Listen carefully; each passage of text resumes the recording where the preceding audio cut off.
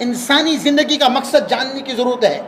اور اقبال کہتا ہے میری زندگی کا مقصد تیرے دین کی سرفرازی، میری زندگی کا مقصد تیرے دین کی سرفرازی، میں اسی لیے مسلمان، میں اسی لیے نمازی.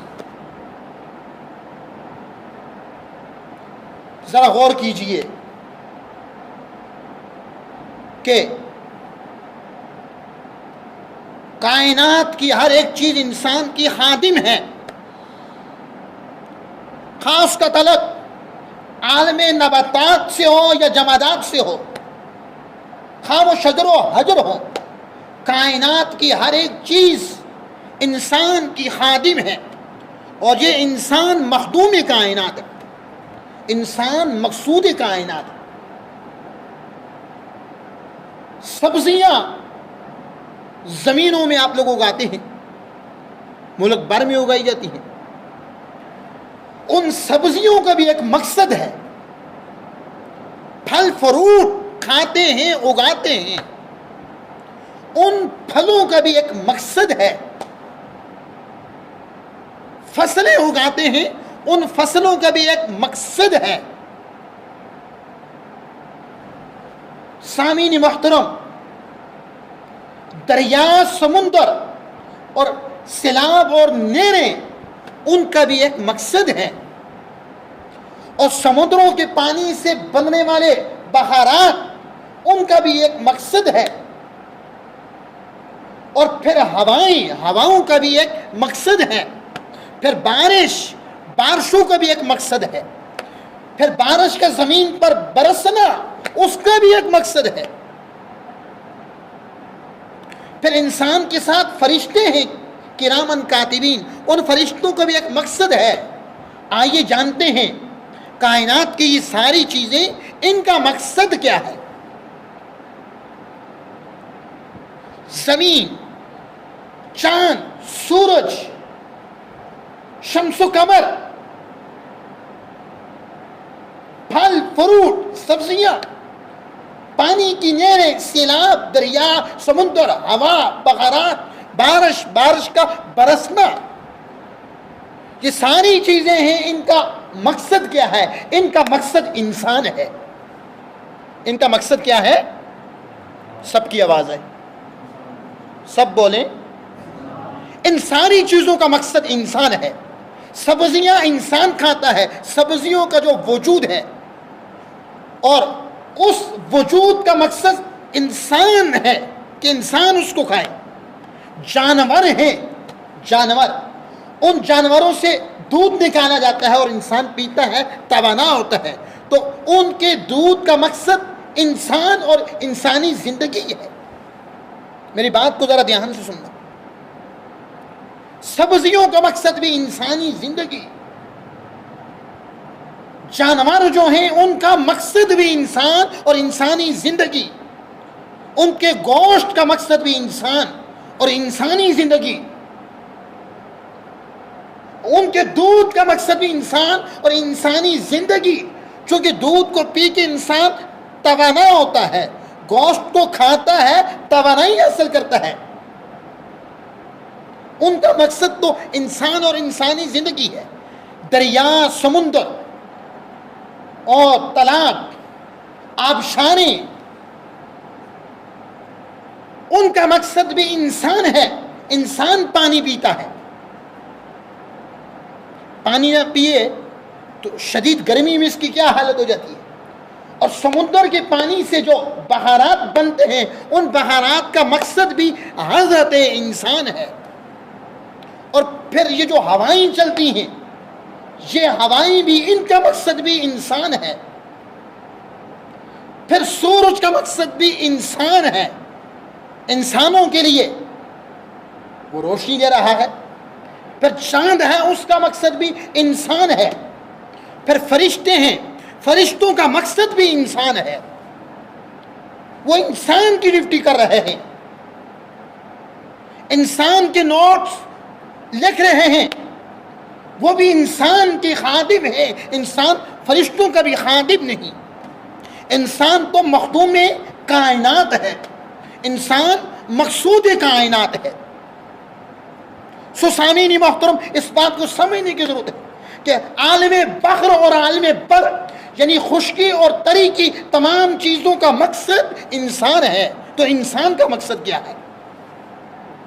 انسان صاحب مقصد ہے، تو صاحب مقصد کا جو مقصد ہوگا کمتر نہیں اعلیٰ ہوگا، کمتر نہیں اعلیٰ ہوگا۔ انسان کا مقصد ایک اتنا بڑا مقصد ہے، اس مقصد سے اونچی کوئی چیز بھی نہیں۔ انسانی زندگی کا مقصد، کائنات کی تمام چیزوں کا مقصد، زمین و آسمان کی تمام چیزوں کا مقصد انسان اور انسانی زندگی ہے۔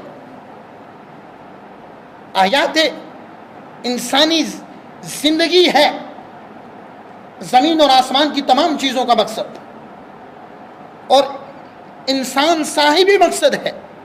تو جو صاحب مقصد ہوا اس کا مقصد تو یہ چھوٹی چیزیں تو نہیں ہو سکتی، یقیناً اس کا مقصد اعلیٰ ہوگا، اور انسان کا جو مقصد ہے وہ انسان سے بھی اعلیٰ ہے۔ میری بات سمجھ آ رہی ہے آپ کو؟ انسان کا مقصد انسان سے اعلیٰ ہے، عرفہ ہے۔ انسان تو انسان کائنات کی ہر ایک چیز سے اعلیٰ و عرفہ اور بلند ہے۔ انسان کا مقصد، انسان کا مقصد کیا ہے؟ انسان کا مقصد اور انسانی زندگی کا مقصد اللہ ہے۔ انسان اور انسانی زندگی کا مقصد اللہ ہے، اللہ کی عبادت ہے۔ انسانی زندگی کا مقصد، انسانی حیات کے مقاصد اللہ کی رضا ہے، اور اللہ کی بندگی ہے، اللہ کی اطاعت ہے، اللہ کا قرب ہے، رضائے الہی ہے۔ اب کوئی شخص یہ سوچے کہ وہ دنیا میں آیا ہے، تو وہ جب ہوش سنبھالتا ہے، شادی کرتا ہے، تو شادی کرنا انسانی زندگی کا مقصد ہے؟ تو میرا جواب ہوگا نو، نہیں، شادی بھی انسانی زندگی کا مقصد نہیں ہے۔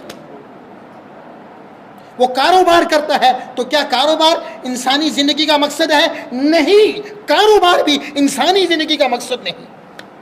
وہ ملازمت کو اختیار کرتا ہے، اور ملازمت کے سلسلے میں ایک ملک سے دوسرے ملک، دوسرے سے تیسرے ملک چلا جاتا ہے، کہاں سے کہاں چلا جاتا ہے، لیکن یہ انسانی زندگی کا مقصد نہیں ہے، مقصد یہ نہیں ہے۔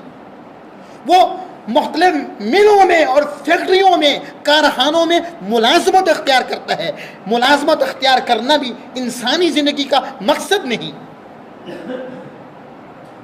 اور اسی طرح وہ کوئی وکالت کا پیشہ اپنا لیتا ہے، کوئی محکمہ تعلیم سے وابستہ ہو جاتا ہے، ایجوکیشن سے وابستہ ہو جاتا ہے، کوئی جو ہے لیکچرار بن جاتا ہے، کوئی لکڑی کا کام کرتا ہے، کوئی کھیتی باڑی کرتا ہے، کوئی جانوروں کا کام کرتا ہے، نہ جانے کوئی کیا کام کرتا ہے، لیکن وہ انسانی زندگی کا مقصد نہیں، انسانی زندگی کے تقاضے اور ضرورت ہے۔ یہ سارے کام، مل میں کام کرنا، مزدوری کرنا، ملازمت کرنا، تجارت کرنا، خرید و فروخت کرنا، بزنس مین بن جانا، شادی کرنا، اور آگے افزائے نسل کا ہونا، اہل خانہ کو کھلانا، یہ سارا کچھ انسانی زندگی کا مقصد نہیں بلکہ انسانی زندگی کے تقاضے ہیں، انسانی زندگی کی ڈیمانڈ ہے اور لوازمات زندگی ہیں۔ میں عرض کر چکا ہوں، انسان کا مقصد اتنا بلند مقصد ہے اور اتنا اونچا مقصد ہے، کائنات کی کوئی چیز بھی اس مقصد تک نہیں پہنچ سکتی۔ انسان کا مقصد اللہ کی معرفت ہے، انسان کا مقصد اللہ کی پہچان ہے، انسان کا مقصد اللہ کا قرب ہے، انسان کا مقصد اللہ کی رضا ہے۔ اب سوال یہ پیدا ہوا کہ اللہ کا قرب کیسے حاصل ہوتا ہے؟ یہ ایک اور سوال ہے، اس کا جواب بھی میں دوں گا۔ اللہ کا قرب اللہ کی عبادت سے حاصل ہوتا ہے. اب ہمارے یہاں خرابی کیسے واقع ہوتی ہے؟ لوگ فقط عبادت سے نماز، روزہ، زکوٰۃ، حج، ان چیزوں کو فقط مراد لیتے ہیں، اس کو فقط عبادت سمجھا جاتا ہے. لیکن میں نے لغت کی مختلف کتابوں میں لفظ عبادت کی تشریح پڑھی. قاموس لغت کی کتاب، اس میں عبادت کا معنی یہ لکھا ہے تابعداری، اطاعت. اور امام طبری نے سورہ بقرہ کی آیت نمبر 21 میں 21 کی تشریح کرتے ہوئے عبادت کا معنی یہ لکھا کہ اللہ کی توحید کا اقرار کرنا، شرائع دین کا التزام کرنا. امام جلال الدین سیوطی نے عبادت کا یہ معنی لکھا کہ وہ کہتے ہیں تفسیر جلالین میں کہ فقط پوجا پاٹ عبادت نہیں ہے، اطاعت تابعداری عبادت ہے، جس میں نماز ہے، زکوٰۃ ہے، حج ہے، مناکحات ہیں، معمولات ہیں، خرید و فروخت ہے. اور علامہ ابن تیمیہ سے 100 اختلاف سے علامہ ابن تیمیہ کو کچھ دیگر لوگ بھی مانتے ہیں، 100 اختلاف سے، لیکن علامہ ابن تیمیہ نے بھی عبادت کی ایک لفظ عبادت کی وضاحت لکھی. وہ کہتے ہیں کہ عبادت ایک جامع لفظ ہے اور اللہ تعالیٰ کی محبوب اور پسندیدہ ظاہری اور باطنی اقوال، افعال، اعمال کو شامل ہے. وہ کہتے ہیں کہ فالصلاۃ والزکوٰۃ والحج، نماز، زکوٰۃ، حج، روزے، والدین کی بر الوالدین، والدین کے ساتھ اچھا سلوک، دیانت داری، امانت میں خیانت نہ کرنا، خرید و فروخت، معمولات، مناکحات، اللہ کا ڈر، اللہ کا خوف، اللہ رسول کی اطاعت، قضاء و قدر، تقدیر اور بعد الموت اٹھنا، ان ساری چیزوں کا نام عبادت ہے. ان ساری چیزوں کا نام عبادت ہے. فقط نماز پنجگانا فقط یہی عبادت نہیں. اس میں کوئی شک نہیں کہ نماز پنجگانا شعائر اسلام میں سے ہے اور اللہ کی خالص عبادت ہے. لیکن اللہ کی عبادت فقط 5 نمازوں تک محدود نہیں. انسانی زندگی کے تمام شعبوں میں اللہ کی بندگی، عبودیت کا ایک تصور موجود ہے. جو فقط نماز پنجگانا کو عبادت الہی سمجھ لے تو اس کے معاملات میں خرابی واقع ہوگی، چونکہ اس نے لفظ عبادت کا جو مفہوم سمجھا کامل طریقے سے نہیں، ناقص طریقے سے سمجھا. اللہ کے بندوں کی مدد کرنا یہ بھی اللہ کی عبادت ہے. پیاسے کو پانی پلانا یہ بھی اللہ کی عبادت ہے. بھوکے کو کھانا کھلانا یہ اللہ کی عبادت ہے. ظالم کے خلاف الہی کلمات الحق بلند کرنا یہ بھی اللہ کی عبادت ہے. عبادت قولی بھی ہے زبان سے، عبادت فعلی بھی ہے اور عبادت معنی بھی ہے. قضاء و قدر کو ماننا، اچھی بری تقدیر پہ یقین رکھنا یہ بھی اللہ کی عبادت ہے. خوف خدا کا دل ہونا، خوف خدا کا دل میں ہونا یہ بھی اللہ کی عبادت ہے. یہ بھی اللہ کی عبادت ہے. اور مسلم کی عزت کرنا، چونکہ ایک مومن کی عزت حرم کعبہ سے بھی زیادہ ہے حدیث مصطفیٰ کے مطابق. کسی مومن کی تسخیر، تحقیر، تذلیل، توہین نہیں کرنی چاہیے. کوئی مومن کی عزت کرے، یہ عزت وہ مومن کی کر رہا ہے اور اس کو عبادت کا ثواب مل رہا ہے. ہماری زندگی اور ہماری زندگی کے معاملات میں خرابی تب واقع ہوتی ہے. ہم تو فقط نماز پنجگانوں کو عبادت کا نام دیتے ہیں، لیکن جب ہم عبادت کا وسیع تر جو مفہوم ہے اس کی جامعیت کی طرف مختلف کتب کا مطالعہ کرتے ہیں تو ہم اس نتیجے پر پہنچتے ہیں کہ عبادت ایک وسیع لفظ ہے جو زندگی کے تمام شعبہ جات کو اپنے اندر محیط کیے ہوئے ہے. اللہ کے دین کی بلندی کے لیے کاوش کرنا یہ بھی عبادت ہے. اقبال نے کہا تھا میری زندگی کا مقصد تیرے دین کی سرفرازی. زندگی کا مقصد آپ کو پتہ چلا کیا ہے؟ میں نے بتایا کہ انسانی زندگی کا مقصد مال و دولت، کوٹھیاں بنانا، بنگلے بنانا، سیاست میں آنا اور دیگر مال جمع کرنا، یہ انسانی زندگی کا مقصد نہیں ہے. رزق حلال کمانا یہ انسانی زندگی کی ضرورت ہے اور تقاضا ہے اور ڈیمانڈ ہے. انسانی زندگی کا مقصد اللہ کی معرفت ہے. انسان کی زندگی کا مقصد اللہ کی پہچان ہے. انسان کی زندگی کا مقصد اللہ کا قرب ہے. اور انسان کی زندگی کا مقصد اللہ سے محبت کرنا اور اس سے ڈرنا ہے. آج سب کہتے ہیں ہم اللہ سے ڈر. یہ کہنا آسان ہے. اگر اللہ سے ڈر رہے ہوں تو گناہوں کا ارتکاب ہی نہ ہو. ہر وقت دماغ میں یہ خوف سوار رہے، بیٹھا رہے کوئی دنیا والا دیکھ رہا ہے یا نہیں، خدا رب ذوالجلال دیکھ رہا ہے.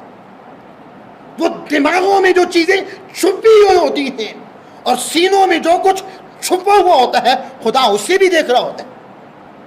اس سے کوئی بھی پوشیدہ نہیں. انہ علیم بذات الصدور. وہ سینوں کی چھپی ہوئی باتوں کو بھی جانتا ہے. اپنے اللہ کا قرب چاہتے ہو تو جو عبادت کے تقاضے ہیں ان کو پورا کرو اور زندگی کے مقصد کو سمجھو. زندگی کا مقصد جو تھا وہ میں نے آج کی پوری گفتگو میں آپ کو سمجھایا کہ ہماری زندگی جو ہے پیدائش سے لے کر موت تک، دنیا میں آنے کی ترتیب تو ہے، دنیا سے جانے کی نہیں. دنیا میں ماں باپ پہلے آتے ہیں، لیکن ایسا بھی ہوتا ہے کہ بیٹے پہلے چلے جاتے ہیں، بیٹیاں پہلے چلی جاتی ہیں. دنیا سے جانے کی کوئی ترتیب نہیں. لیکن عموماً انسان بچپن کی عمر گزارتا ہے، لڑکپن میں چلا جاتا ہے، پھر نوجوانی، جوانی، کمالی شباب کو پہنچتا ہے، بوڑھا ہوتا ہے، دنیا سے چلا جاتا ہے. اس ساری زندگی میں کبھی کسی انسان نے زندگی کے مقصد کو سمجھا کہ اس نے جو زندگی کے 70 سال گزار دیے، زندگی کے 50 قیمتی سال گزار دیے، آیا کہ وہ مال ہی کماتا رہا؟ زندگی کا جو مقصد تھا، سب سے بڑا مقصد، اس کو بھی سمجھا یا نہیں؟ اگر سمجھا تو اس مقصد کے حصول کے لیے اور اس مقصد کو حاصل کرنے کے لیے کتنی کوششیں کی. انسانی زندگی کا مقصد یاد رکھنا نوجوانوں، بزرگوں اور بچوں، یاد رکھنا انسانی زندگی کا مقصد اللہ کا قرب، اللہ کی پہچان، اللہ کی معرفت اور اللہ سے